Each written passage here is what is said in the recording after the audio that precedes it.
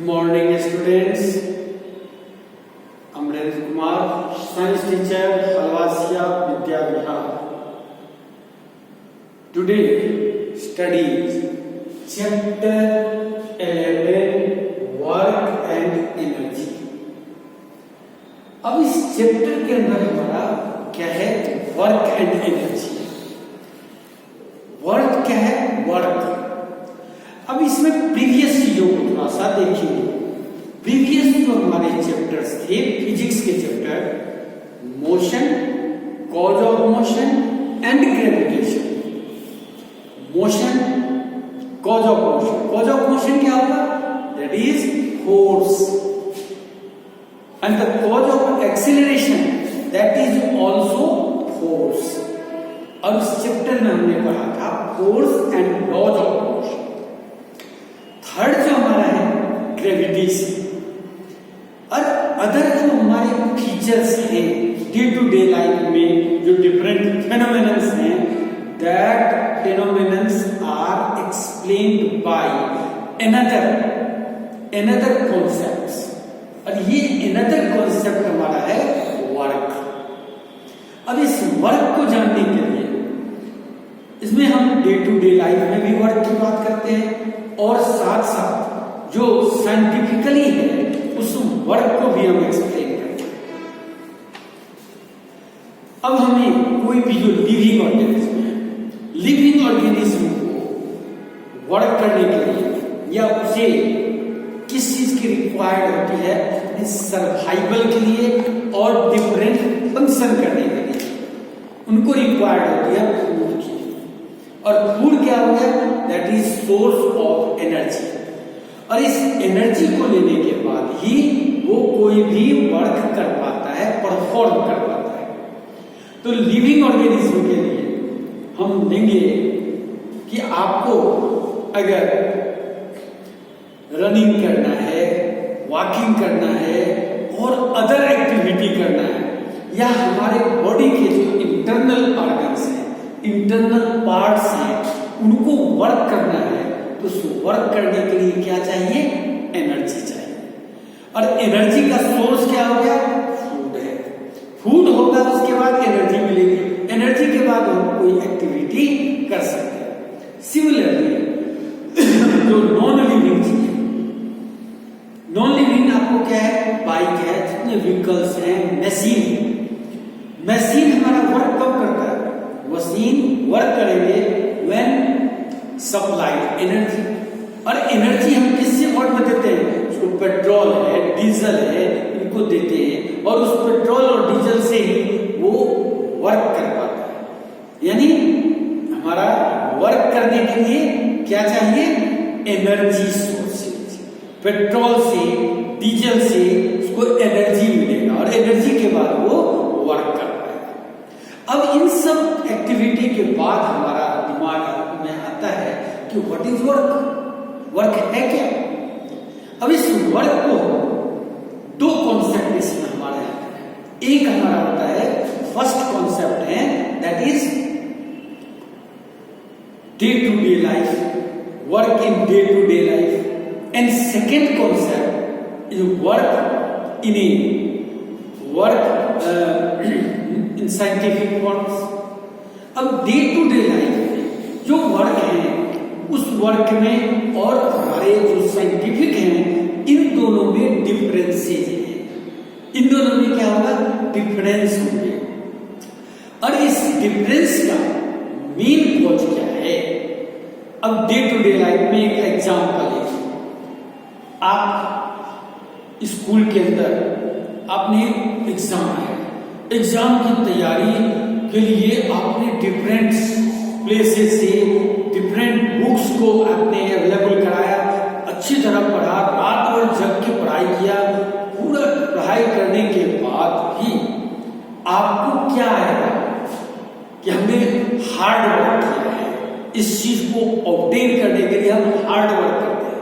अब इस hard work को साइंस में हम क्या कहते हैं? साइंस में हम कहेंगे लिटल वर्क. मीन्स जब आपका मूवमेंट्स हुआ तब आपने वर्क किया, नहीं तो वर्क डन इज जीरो. एक और एग्जांपल आपको बता रहे हैं। आपने क्या किया कि लगेज को लेकर के और सिर के ऊपर रख लिया, हेड के ऊपर आपने रख लिया। अब ये और खड़े हो गए तो क्या होगा, आपको उसके ऊपर फोर्स लगाना पड़ेगा, क्योंकि उसके ऊपर क्या होता है ग्रेविटेशनल फोर्स, और आप जो अपवर्ड फोर्स लगा रहे हो फोर्स लगा रहे हैं। जब फोर्स लगाएंगे तो उसके अंदर क्या होंगे, वो बैलेंस करके रखिएगा, और आप कुछ समय के बाद टायर्ड हो जाओगे, थक जाओगे। लेकिन अगर डे टू डे लाइफ में क्या हो गया, आपने वर्क किया है, इस सामान को सिर पर रखे यहां से आप दिल्ली तक पहुंच गए, मीन्स आपने वर्क किया। लेकिन वही आप जब ट्रेन में आप खड़े होकर के सिर के ऊपर रख लिया, दिल्ली पहुंच गए, तो आपको क्या होगा, आपके रिस्पेक्ट में उसका कोई डिस्प्लेसमेंट नहीं हुआ, और डिस्प्लेसमेंट नहीं हुआ तो वर्क आपने नहीं की। It means in a scientific way of work is force acting on a body, acting on an object, and it causes displacement in the direction of force. यानी वर्क डन के लिए हमें क्या चाहिए, वर्क डन है, work done होंगे जब हम फोर्स लगाएंगे, इसके ऊपर क्या लगाएंगे, फोर्स लगाएंगे, और फोर्स लगाने से उसके बाद डिस्प्लेसमेंट होगा। उसके बाद क्या है, डिस्प्लेसमेंट। ये जो हमारा डिस्प्लेसमेंट ये होगा, यानी work done W equal to हमारा क्या हो जाएगा, that is W equal to work done और माइनस में फोर्स, वर्क डन इनटू में, देखिए इसमें हम क्या कहेंगे, work done W equal to force into displacement, F into S. It means that two conditions is necessary for work done. Work done के लिए हमारे पास दो कंडीशन नेसेसरी है। अब ये दो कंडीशन हमारा क्या हो जाएगा, फर्स्ट कंडीशन है वर्क डन के लिए, force should act on an object। क्या होना चाहिए, force should act on an object, and second object क्या हो जाएगा, सेकंड आपको जो ऑब्जेक्ट है उसमें displace, object must be displace. यानी दो कंडीशन है, एक तो force act on an object, और दूसरा हो गया ऑब्जेक्ट का डिस्प्लेसमेंट। दोनों कंडीशन होंगे देन वर्क इज डन। ठीक, एक any one condition is not present, यानी दोनों में से कोई एक कंडीशन अगर नहीं है तो वर्क डन जीरो। अब जैसे देखो आपने क्या किया कि वॉल के ऊपर फोर्स लगाना शुरू किया और पसीने हो गए, मीन्स आपने बहुत ज्यादा उस पर फोर्स लगाया, लेकिन उससे वॉल का पोजीशन चेंज नहीं हुआ, तो डिस्प्लेसमेंट क्या हो गया, जीरो, और आपका वर्क डन हो गया zero. It means any one condition is not fulfilled, then work done is zero. Clear. अब इस वर्क डन को मैथमेटिकली डिफाइन करते हैं, और जनरली हम ये कह सकते हैं वर्क डन के लिए force acting on an object, an object displaced in the direction of a force, then work is done on the objects। तो वह क्या हो जाएगा, work done on the objects. Mathematically define करने के लिए क्या कहेंगे कि work done is mathematically defined है, it is product of a force acting on the objects and distance traveled in the direction of force, तो distance in the direction of force, that is called displacement, उसको क्या बोलेंगे, displacement. तो force हमारा W क्या हो गया, F into S। ये मैथमेटिकली हमारा आ गया। अब इस मैथमेटिकली इसको क्या कहेंगे, इट कंसिस्ट ओनली मैग्नीट्यूड, यानी इसके अंदर केवल न्यूमेरिकल वैल्यू। तो ये आपको है क्या, स्केलर क्वांटिटी, अब आपके दिमाग में आएगा कि हमने फोर्स दिया, डिस्प्लेसमेंट दिया। फोर्स भी हमारा क्या है, that is vector quantity, and displacement that is also vector quantity. लेकिन आपको याद क्या ध्यान रखना है कि product of A vector quantity that is the scalar quantity. तो ये हमारा क्या हो जाएगा, स्केलर क्वांटिटी होगा। जो वर्क डन है वो आपका क्या होगा, स्केलर क्वांटिटी। ठीक है, अब इसकी SI unit, SI unit of work का एसआई यूनिट। अब इसको देखिए क्या देंगे, W इक्वल टू फोर्स का यूनिट क्या होता है, एसआई यूनिट न्यूटन। तो 1 न्यूटन इनटू में डिस्प्लेसमेंट का क्या होता है, metre, 1 metre, that is equal to the 1 newton metre. और इसी को हम कहते हैं 1 joule, and joule is the SI unit of a work, SI unit of a work. अब इस जूल को डिफाइन करना, आपको कहा जाए कि डिफाइन जूल, तो जूल क्या कहेंगे, 1 Newton force acting on an object, act on an object, an object displaced by 1 meter, then the work done on the body is 1 joule. क्या कहेंगे, 1 joule को डिफाइन करना है, 1 Newton force act on an object, and object displaced bye 1 meter, displaced by 1 meter, then work done on the body is 1 joule. आपको एक question दे दिया, 5 newton force act on an object and object displaced by 2 metre. तो इसको हम क्या कहेंगे, आपको गिवन क्या है, गिवन है फोर्स कितना है 5 न्यूटन एंड डिस्प्लेसमेंट कितना हो गया 2 मीटर। अब ये दोनों ऐसा यूनिट है, तो हमारा वर्क डन क्या होगा, W equal to F into S। F कितना है 5 और S कितना हो गया 2, तो ये क्या हो जाएगा 10 जूल वर्क डन। अब इस आगे हम करेंगे, इसको ब्रॉडली क्लासिफाई करते हैं कि वर्क डन हमारा 2 टाइप्स का होता है। फर्स्ट वर्क डन क्या होगा, that is the positive work done, और सेकंड होता है negative work done. Positive work done कब कहेंगे, कि when the force acting on object and displacement in the direction of force, such condition is called the positive work done. अब example है, देखिए आप क्या करेंगे, टेबल को है, टेबल पर आपने फोर्स लगाया, फोर्स लगाने पर क्या हुआ, डिस्प्लेस्ड हो गया। ये क्या हो गया, डिस्प्लेस्ड हो गया, यानी जो आपने फोर्स लगाया उसके कारण से ऑब्जेक्ट डिस्प्लेस्ड हुआ in the direction of the force, then it is positive work done। तो ये क्या हो गया आपका पॉजिटिव वर्क डन। और एग्जांपल आप अपनी बुक से दे सकते हैं, आपकी बुक में दिया हुआ है कि टॉय कार है, उसको पुल करते हैं, जब पुल करते हैं तो क्या होगा, move in direction of force के डायरेक्शन में मूवमेंट होता है। ये भी आपका एग्जांपल क्या हो गया, पॉजिटिव वर्क डन। और पॉजिटिव वर्क डन हो तो हमारा फॉर्मूला सेम होता है F इनटू S। इसको किससे रिप्रेजेंट करते हैं, W into F into S। ये हो गया आपका पॉजिटिव वर्क डन। अब इसका एग्जांपल मिलेंगे और इसको एक्सप्लेन करेंगे।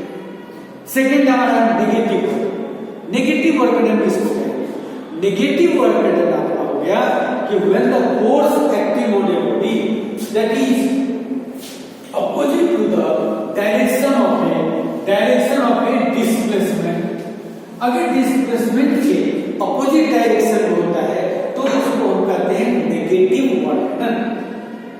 Work done. यानी आपका जो फोर्स है वो अपोजिट लग रहा है, अपोजिट का मतलब क्या हो गया, माइनस किसके, डिस्प्लेसमेंट के। तो ये क्या होगा, W equal to minus F। ये होता है नेगेटिव वर्क डन। अब इसको देखिए, एग्जाम्पल हम क्या लेंगे, साइकिल चला रहे हैं, बाइसिकल यूज कर रहे हैं, बाइसिकल को क्या करोगे, ब्रेक लगाया, या आपने मोटरसाइकिल चला रहे हो उसको क्या करोगे, ब्रेक आपने लगाया। जब आप ब्रेक लगाओगे, ब्रेक लगाने पर क्या होगा, उसकी जो फोर्स है वो अपोजिट डायरेक्शन में लगता है। तो हमने क्या कहा कि फोर्स क्या लगा, अपोजिट डायरेक्शन, और जितनी दूर वो आगे डिस्प्लेस्ड हुआ, फोर्स कहाँ लगा, अपोजिट डायरेक्शन, और डिस्प्लेसमेंट किधर हो रहा है, अदर डायरेक्शन में। तो इसको हम कहेंगे नेगेटिव वर्क डन। तो पॉजिटिव वर्क डन और negative work done. Negative work done को हम W minus F into S, ठीक है। अगर एग्जाम्पल देगा, अब देखिए कोई ऑब्जेक्ट को हमने क्या किया, इस ऑब्जेक्ट को लेकर vertically upward, lift vertically upward, ऊपर की ओर लाते हैं, यानी इसके ऊपर हम क्या कर रहे हैं, फोर्स लगा रहे हैं। तो फोर्स तो हम लगा रहे हैं, तो ये जो डिस्प्लेसमेंट होगा फोर्स की डायरेक्शन में हो गया, तो ये हो गया पॉजिटिव वर्क डन। ठीक इसके अपोजिट, जब इस ऑब्जेक्ट को हमने ऊपर उठाया तो इस पर अपोजिट फोर्सेज लग रहे हैं, कहां लग रहे हैं, डाउनवर्ड डायरेक्शन में, जो ग्रेविटेशन फोर्स हो गया। तो ग्रेविटेशन के रेस्पेक्ट में क्या हो गया, ये नेगेटिव वर्क डन। तो पॉजिटिव और negative work done, positive means force acting on a body and displacement in the direction of a force, then the positive work done, and the force acting on an object opposite to the direction of a force, that is called negative work done. अब एक और हमारा formula आता है W = mgh, formula को find out करेंगे। ये आप पॉजिटिव वर्क डन के लिए F इंटू एस, नेगेटिव के लिए माइनस F इंटू एस। आपको एग्जाम में ये mathematical expression positive work done के लिए पूछे तो W = F इंटू एस, और जब नेगेटिव के लिए पूछे तो क्या बताएंगे, W = minus F into S. When objects, कोई भी ऑब्जेक्ट है इसको आप वर्टिकली अपवर्ड लिफ्ट करते हैं, आपने यहां पर इस पोजीशन को लिया है, तो इसका ये क्या हो गया, हाइट हो गया। अब इसमें जो हमने वर्टिकली अपवर्ड्स किए तो इस पर क्या लगा, फोर्स, और ये फोर्स किसके इक्वल होगा, ये जो फोर्स जैसे हम इसको उठा करके यहाँ लाते हैं, तो जितना हम फोर्स ऊपर की ओर उठाने के लिए लगा रहे हैं उतना ही ग्रेविटेशनल फोर्स भी लग रहा है। तो ये जो फोर्स है वो किसके इक्वल है, वो है ग्रेविटेशनल फोर्स के इक्वल है। और ग्रेविटेशनल फोर्स कोई भी ऑब्जेक्ट पर लगाएंगे वो किसके इक्वल है, वेट के इक्वल है। यानी वेट आपका क्या होता है, फोर्स ऑफ ग्रेविटी। तो ये आपको जो वर्क डन है that is equal to F into S आपने पढ़ा है। अब ये आपका फोर्स क्या चीज हो गया, ये वेट के इक्वल है, तो ये हो जाएगा प्रोडक्ट ऑफ वेट और इनटू में वर्टिकल हाइट, ये आपको वर्टिकल हाइट आ गया। अब इसको क्या लिखोगे, वेट हमारा क्या होता है, m इंटू जी, वेट हमारा क्या होता है, m इंटू जी, और हाइट क्या हो गया, h, तो W इक्वल टू क्या आ गया, mgh, mw equal to mgh। अब ये भी, इससे भी हम वर्क डन को फाइंड आउट कर सकते हैं। अब एक न्यूमेरिकल आप देखिए, न्यूमेरिकल इसको समझ लीजिए। क्या करेंगे, porter pull the object, porter है जो आपको ऑब्जेक्ट को पुल करता है, कितने का ऑब्जेक्ट, तो 20 kg का ऑब्जेक्ट है, और pull and put on head, अपने सिर के ऊपर रखता है, कितना height, 1.5 metre, 1.5 metre. Find the work done on the body. अब इस केस में आप क्या देख रहे हैं कि जो पोर्टर है वो आपको ऑब्जेक्ट को ऊपर की ओर उठाता है। ऑब्जेक्ट हमारा मास कितना आ गया, 20 kg, ऑब्जेक्ट का मास कितना आ गया, 20 kg, और उसको उठाया कितना, 1.5 मीटर हाइट में उठाया, दोनों का यूनिट सेम है। अब नेक्स्ट हम क्या कहेंगे, अब जी कितना होगा, जी की वैल्यू आप ध्यान रखेंगे, आप 10 भी ले सकते हैं, 9.8 मीटर पर सेकेंड स्क्वायर भी ले सकते हैं। अगर गिवन नहीं है तो, गिवन है तो आप उस तरह से लेंगे। 9.8 दिया है आप 9.8 लेंगे, 10 दिया हुआ है तो 10 को लेंगे। हमने क्या किया, जी को ले लिया 10 मीटर पर सेकेंड स्क्वायर। अब W इक्वल टू क्या होता है फार्मूला, m g और h। m कितना आ गया 20, g कितना आ गया, g आ गया आपको 10 और h कितना है 1.5, यानी ये कितना हो जाएगा, पॉइंट को हटा दीजिए, ये 10 आ गया, जीरो कैंसिल, 300 जूल। इस तरह से वर्क डन हमारा कितना होगा, दैट इज 300 जूल। तो इस तरह से हम न्यूमेरिकल्स को भी बना सकते हैं और वर्क डन को एक्सप्लेन कर सकते हैं। अब वर्क डन जो हमारा आ गया उसको हम कैसे किसमें निकालेंगे, यूनिट क्या होगा, जूल। ये क्या है, स्केलर क्वांटिटी। अब हम नेक्स्ट डे इस चीज को एक्सप्लेन करेंगे। क्लियर, अब कोई डाउट तो नहीं है, ठीक है। तो